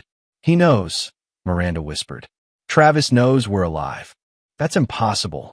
The funeral was yesterday. He was there, crying over your empty casket. No, Miranda's voice was stronger now, touched with panic. No, he wasn't. I never saw him at the funeral. We assumed he was there, but what if? What if what? What if Sophia told him? She's been acting strange for months, asking weird questions about my travel schedule, my work. What if she figured it out? Through the surveillance feed, Travis watched Kyle pace the hotel room like a caged animal. Miranda sat on the bed, her face pale as she worked through the implications. If he knows, then he's been planning this, she said slowly. Travis doesn't just react to things. He plans. He prepares. Her voice trailed off as understanding hit her. Oh God, the client's calling you. That's not coincidence. Kyle, stop pacing. What are you saying? I'm saying we're not running from an angry husband. We're running from Travis Webster, and that means we're already caught. Travis felt a cold satisfaction as he watched his wife, his legally dead wife, finally understand the scope of her situation. She knew him well enough to recognize his methods, even if she'd been foolish enough to underestimate his resolve. Dad, Sophia said quietly, they're going to run tonight. Let them, Travis replied. Running won't save them. It will only make their eventual capture more inevitable. His phone rang. Nick Tucker's voice was crisp with barely contained excitement. Travis, the FBI is opening an investigation into Casey's financial services company. 3 of his clients filed complaints today, and the preliminary evidence suggests systematic fraud going back at least 5 years. When will they move? Tomorrow morning. They'll freeze his accounts and issue warrants for his arrest. If he tries to leave the country. Nick paused dramatically. Well, let's just say Costa Rica is lovely this time of year, but their extradition treaties are quite comprehensive. Travis ended the call and looked at his daughter. Sophia was watching him with something that might have been concern. Are you okay with this? He asked. What we're doing to your mother? Sophia was quiet for a long moment. When she spoke, her voice carried the same steel that had built the Webster empire. She made her choices, Dad. She chose money over family. She chose lies over truth. She chose to destroy the man who loved her more than his own life. Sophia met his eyes. I'm not okay with what she did. What we're doing to her. That's just justice. Chapter 6, The Trap Springs. At 6:47 a.m., Kyle Casey was arrested in the lobby of the Riverside Hotel. FBI agents have been waiting since dawn, armed with warrants for his arrest and seizure orders for all his financial accounts. Travis watched from his car across the street as Kyle was led away in handcuffs, his careful composure finally cracking under the weight of inevitability. Miranda had already fled. Martin's surveillance showed her leaving through the hotel service entrance at 3 a.m., carrying a single suitcase and looking over her shoulder like a hunted animal. She was smart enough to know that staying near Kyle was suicide, but not smart enough to realize that running alone was worse. Where could she go? Sophia asked as they watched the FBI team secure Kyle's hotel room. Nowhere, Travis replied simply. Miranda Webster is dead. She has no identification, no credit cards, no legal existence. The woman running from that hotel is a ghost who can't access banks, can't rent apartments, can't even check into hotels without leaving a trail. His phone buzzed with an update from Nick Tucker. All offshore accounts frozen. Casey's cooperating, giving up information about the money laundering network. Says he was coerced by Miranda. Travis almost smiled. Kyle was doing exactly what he'd expected, throwing his co-conspirator under the bus to save himself. Not that it would matter. The evidence Travis had helped compile would put Kyle away regardless of his cooperation. What about the insurance money? Sophia asked. Still processing. The insurance company has to complete their investigation before releasing funds. But since there's a death certificate and no reason to suspect fraud, Travis shrugged. I should receive the payout within 30 days. The irony wasn't lost on him. Miranda's plan to steal his money through insurance fraud would end up providing him with the resources to hunt her down wherever she tried to hide. They drove home in comfortable silence, past the construction sites where Travis's crews were already at work. Life continued its normal rhythm for everyone except the three people whose world had imploded. Kyle was facing decades in federal prison. Miranda was discovering what it meant to be truly powerless. And Travis was just getting started. Back in his study, he reviewed the morning's intelligence reports. Miranda had withdrawn $5,000 from an ATM using Kyle's bank card before the accounts were frozen. She'd purchased a used car from a private seller, paying cash and using fake identification Kyle had arranged months ago. She was driving north, probably heading for Canada, where Kyle had mentioned having connections. She's trying to disappear completely, Martin observed, studying the tracking data. Smart move, actually, if she can get out of the country and establish a new identity. She won't make it, Travis said with certainty. Miranda thinks like a privileged woman who's never had to truly survive. She'll make mistakes. He was right. The first mistake came 6 hours later when Miranda used Kyle's credit card at a gas station in upstate New York. The card had been flagged by the FBI, triggering an immediate alert. By evening, law enforcement agencies across 3 states had been notified to watch for her. The second mistake was predictable. She called Kyle's lawyer. Stan Fuller had been Kyle's attorney for years, handling his business formations and real estate transactions. What he hadn't known was that Kyle's businesses were fronts for money laundering and fraud. When Miranda called requesting emergency legal help, Fuller made the mistake of agreeing to meet her. She's desperate, Martin reported.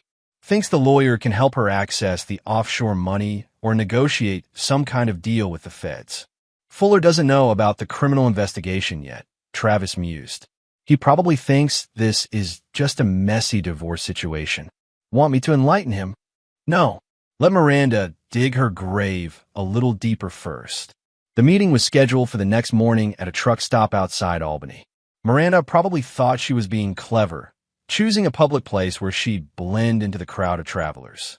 What she didn't realize was that truck stops had excellent security camera coverage and that Travis had friends in many industries, including shipping and transportation. By the time Miranda arrived at the meeting, Travis already knew she was driving a blue Honda Civic with New York plates, had stopped at 3 different locations overnight, and was carrying approximately $4,000 in cash. Her fake ID was good quality, but not perfect, and she was starting to show the strain of living like a fugitive. Fuller's going to be in for quite a surprise, Sophia commented as they watched the tracking data update in real time. Miranda's about to learn that Kyle kept secrets from everyone, Travis replied, including the extent of his criminal activities and the fact that all their escape funds are now evidence in a federal investigation. The meeting lasted less than 20 minutes. Security cameras captured Miranda's face clearly as she argued with Fuller in the parking lot. When she realized that Kyle had lied about their financial safety net, that there was no accessible money and no way to negotiate with authorities, her careful composure finally shattered. She was completely alone, legally dead, and effectively powerless. Now what? Sophia asked. Travis stood and walked to his safe, withdrawing a folder he'd prepared for this moment. Inside were documents that would ensure Miranda's story ended exactly as she deserved. Now, he said, I give your mother one final choice. The kind of choice she gave me when she decided to destroy our family. Chapter 7. The Final Gambit. The letter arrived at Miranda's last known location through channels that couldn't be traced back to Travis. Inside the plain envelope was a single sheet of paper with a message that would determine whether Miranda Webster died a second time or lived to face the consequences of her betrayal. Miranda, by now you understand your situation. Kyle is in federal custody. The money is gone. Your legal identity is dead. You have perhaps 48 hours before law enforcement finds you. I'm offering you one choice. Meet me tomorrow at midnight at Riverside Bridge, where your death began. Come alone. Bring whatever evidence you have of our marriage, photos, documents, anything that proves who you used to be. If you come, I'll give you enough money to disappear forever and a new identity that will keep you safe from prosecution. If you don't come, I'll make sure the FBI knows exactly where to find you. You have until midnight to decide whether you want to live as someone else or die as Miranda Webster. Your husband. Travis had spent hours crafting the message, balancing truth with manipulation. Miranda would recognize his writing style, his direct approach to problem solving. She'd also recognize the implicit threat and the fact that he somehow knew exactly how desperate her situation had become. Will she come? Sophia asked as they reviewed the plan one final time. She'll come, Travis said with certainty. Miranda's survival instinct is strong, and I'm offering her the only way out of an impossible situation. She'll convince herself that she can manipulate me one more time. The next evening, Travis drove to Riverside Bridge alone. The span stretched across the dark water where Miranda had supposedly died, where her car had been found and her death certificate had been issued. It was fitting that her real fate would be decided in the same place. Martin was positioned with surveillance equipment a quarter-mile away, recording everything for insurance purposes. Sophia was at home, monitoring police scanners to ensure they weren't walking into a trap. Travis had learned never to underestimate desperate people, even when they were completely outmatched. At 11:47 p.m., headlights appeared on the access road. Miranda's stolen Honda approached slowly, as if she was having second thoughts about the meeting. Travis remained calm, standing by his truck with the confidence of a man who held all the cards. Miranda emerged from her car, looking nothing like the sophisticated woman who'd left for a charity gala 3 weeks ago. Her hair was unwashed, her clothes wrinkled, her face showing the strain of living in constant fear. She carried a small bag that presumably contained the evidence Travis had requested. Hello, Miranda, he said as she approached. You look terrible. She stopped 10 feet away, close enough to talk, but far enough to run if necessary. Travis, I can explain everything. I'm sure you can. You always were good with explanations. His voice was conversational, almost friendly. Tell me, how does it feel to be dead? Miranda's composure cracked slightly. It wasn't supposed to happen like this. The plan was to steal my money and frame me for insurance fraud while you lived happily ever after with Kyle. Travis interrupted. I know about the plan, Miranda. I know about all of it. Then why offer to help me? Travis smiled, and Miranda took an involuntary step backward. She'd seen that smile before, usually just before he destroyed a business competitor or dissolved a partnership that no longer served his interests. Because I want you to understand exactly what you've lost, he said. 22 years of marriage, a daughter who loved you, a husband who would have given you anything you asked for. You threw it all away for a mediocre con man who sold you out the moment he was arrested. Kyle didn't. Kyle gave the FBI everything. Bank records, communication logs, your real identities in Costa Rica, even recordings of conversations where you planned my destruction. Travis pulled out his phone and played a short audio clip. Miranda's voice came through the speaker. Once Travis is charged with fraud, he'll lose everything. The company, the house, probably even Sophia's trust. We'll have the insurance money and whatever's left after the legal fees destroy him. Miranda went white as she listened to her own words condemning her.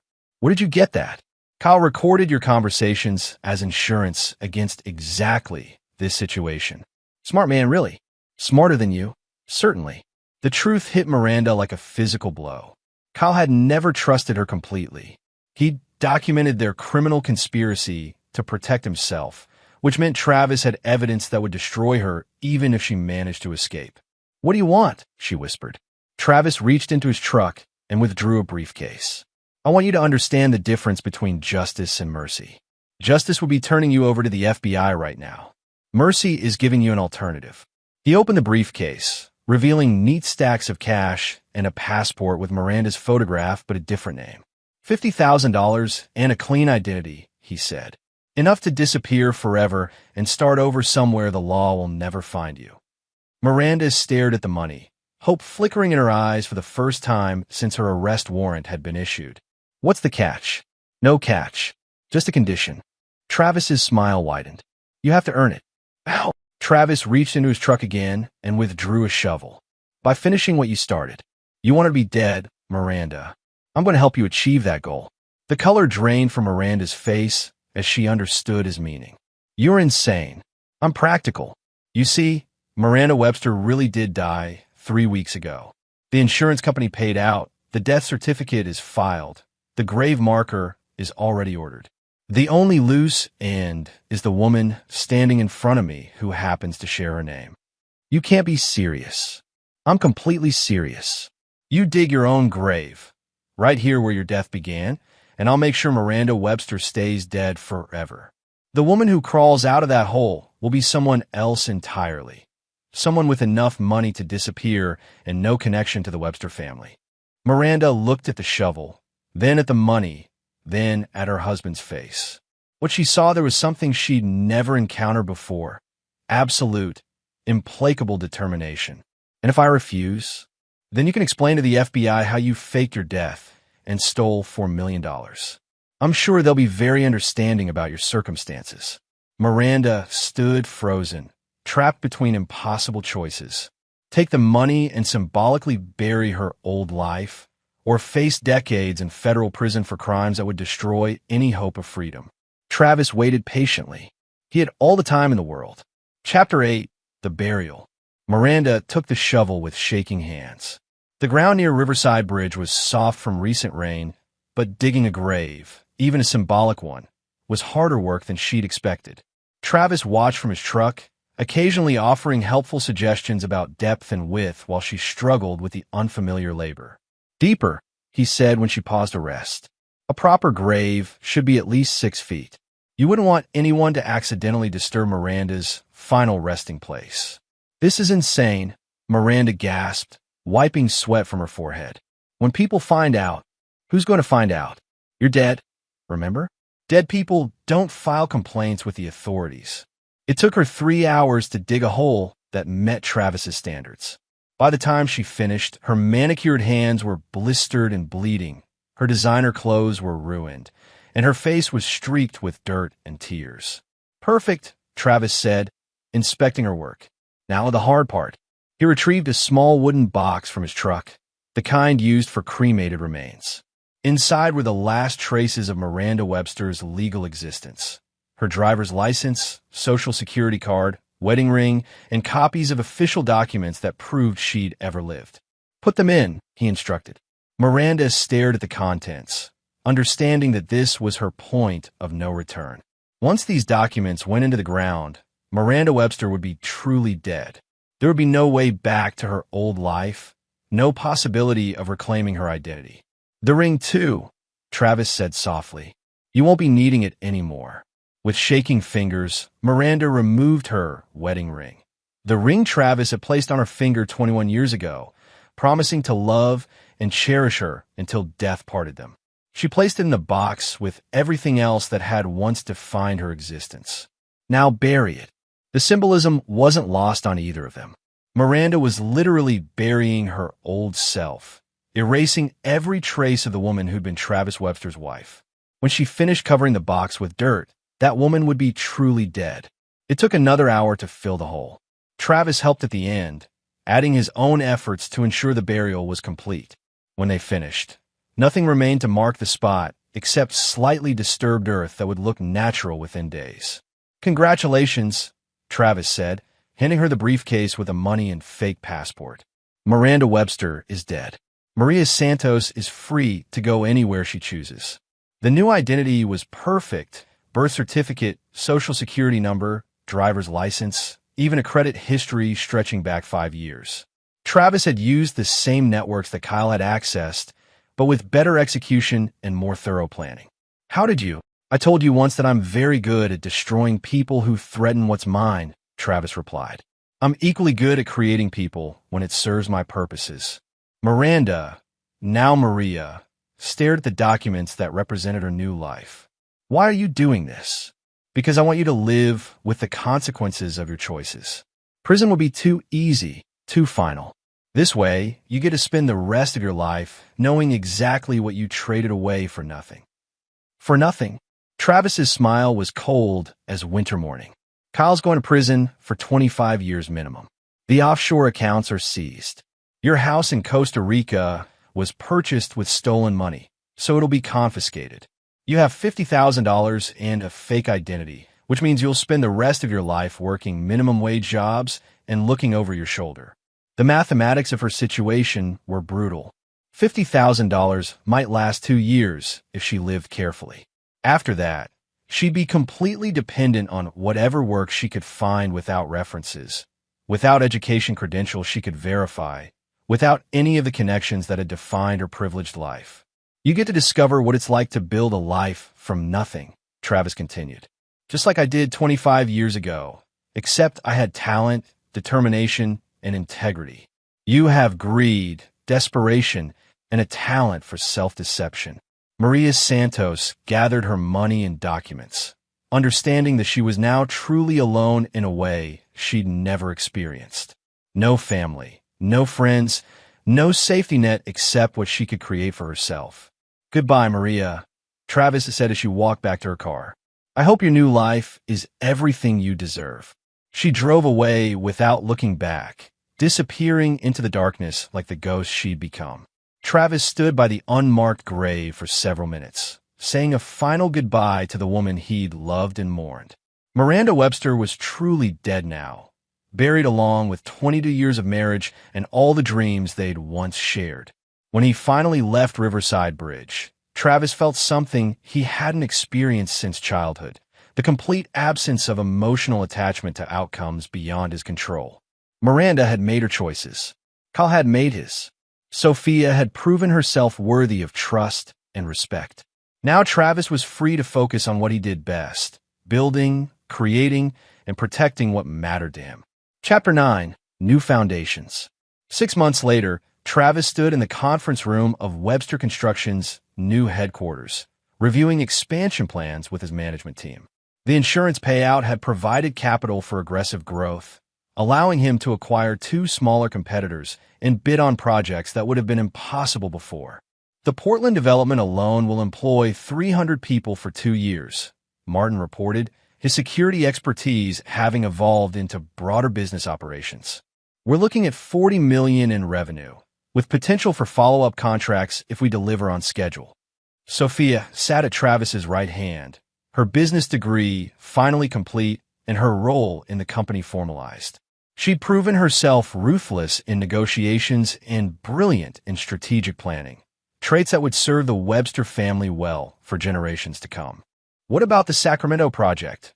she asked, reviewing the quarterly projections. "Finalized yesterday," Travis replied. "Groundbreaking starts next month." The business was thriving in ways that would have been impossible if Miranda's plan had succeeded. Instead of facing bankruptcy and criminal charges, Travis was expanding into new markets and establishing the foundation for a construction empire that would outlast him. His phone buzzed with a text from Nick Tucker. "Kyle Casey sentenced today. 25 years federal prison. No possibility of parole for 12 years. Justice served." Travis deleted the message without comment. Kyle Casey was no longer relevant to his life or his plans. The man had made his choices and was living with the consequences, just as everyone eventually did. Dad! Sophia's voice drew his attention back to the meeting. The Memorial Scholarship applications are ready for review. The Miranda Webster Memorial Scholarship was Travis's masterpiece of irony. Funded with money from her life insurance policy, it provided financial assistance to young women from broken families who demonstrated exceptional academic achievement and moral character. The recipients were everything Miranda had pretended to be: honest, hardworking, deserving of investment and trust. How many applicants this year? 237. We can fund 15 full scholarships and 20 partial grants. Travis felt satisfaction at the numbers. Miranda's death was financing opportunities for young women who would use them responsibly, who understood the value of education and the importance of integrity. It was a far better legacy than she would have created in life. The meeting concluded with discussions of new safety protocols and employee benefit improvements. Travis had learned that loyalty was earned through consistent actions, not demanded through authority.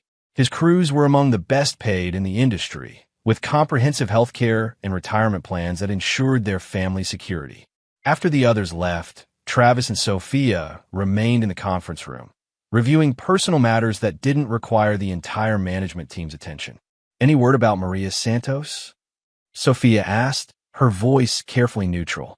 Travis had kept minimal surveillance on his former wife, just enough to ensure she wasn't planning any comeback attempts. The reports were exactly what he'd expected: a woman struggling to survive in a world that demanded skills she'd never developed. "She's working at a restaurant in Oregon," he replied. "Third job in 4 months. Turns out that charm and manipulation don't translate well to honest work." "Do you ever regret it? Letting her live instead of turning her over to the FBI?" Travis considered the question seriously. "No, prison would have been too clean an ending. This way, she gets to experience real consequences for real choices. Every day she works for minimum wage. Every night she goes to sleep in a studio apartment wondering how she'll pay rent. She's living with the full weight of what she threw away." And Kyle made a different choice. He thought he could take what belonged to me and face no consequences. He's spending the next 25 years learning otherwise. Sophia nodded, understanding the distinction. Her father didn't forgive betrayal, but he matched his response to the specific nature of each betrayal. Miranda had chosen to live a lie. Now she lived as someone else entirely. Kyle had chosen to steal and destroy. Now he faced total destruction himself. "What about us?" she asked. "What's next for the Webster family?" Travis smiled, the first genuinely warm expression he'd shown in months. "We build. We create jobs. We complete projects. We honor our commitments. We prove that integrity and competence are still worth something in this world. And if someone else tries to threaten what we've built, then they'll learn the same lesson your mother and Kyle learned. I don't start fights, Sophia, but I always finish them." They spent the rest of the afternoon reviewing construction schedules and financial projections, planning for a future that would be built on solid foundations of trust and mutual respect. The Webster Empire would grow not through deception and manipulation, but through excellence and reliability. As evening approached, Travis walked through the construction site that would become their new regional headquarters. Workers were finishing the foundation work, creating the base upon which everything else would be built. It was honest work done by honest people who took pride in their craftsmanship. His phone rang as he watched the sunset paint the sky orange and gold. The caller ID showed a number he didn't recognize, but something about the timing made him answer. "Travis Webster." "Hello." The voice was shaky, uncertain. This is Maria Santos. I think we used to know each other." Travis felt no surprise, no emotional response at all. He'd been expecting this call for months. "I'm sorry," he said politely. "I don't know anyone by that name. You must have the wrong number." He ended the call and blocked the number. Miranda Webster was dead, buried at Riverside Bridge along with the naive man who'd once loved her. Maria Santos was a stranger who had nothing to do with his life or his family. Travis Webster had learned the most important lesson of his life. Some betrayals create opportunities for those strong enough to seize them. His wife's death had freed him to become the man he was always meant to be, successful, respected, and absolutely ruthless in protecting what he'd built. The foundation was solid. Everything else was just construction. And there you have it. Another story comes to an end. What did you think? I'd love to hear your thoughts in the comments below. If you enjoy this story, consider joining our community by subscribing. It means the world to us. For more stories like this one, check out the recommended videos on screen.